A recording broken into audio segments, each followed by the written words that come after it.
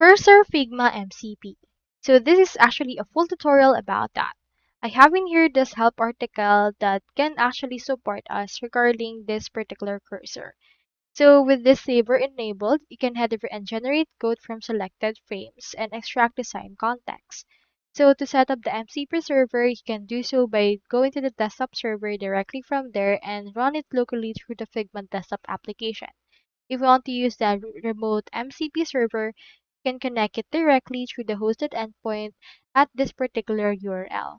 You can set it up together by opening the app, creating and opening a desktop file for the Figma, and then on the toolbar, toggle developer mode and use the keyboard Shift D.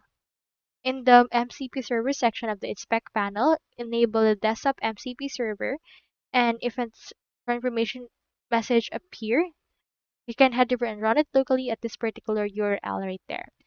After that, you can connect the MCP server to your editor depending on what you want to use for this. So that's all there is today, and I hope this video helped you out.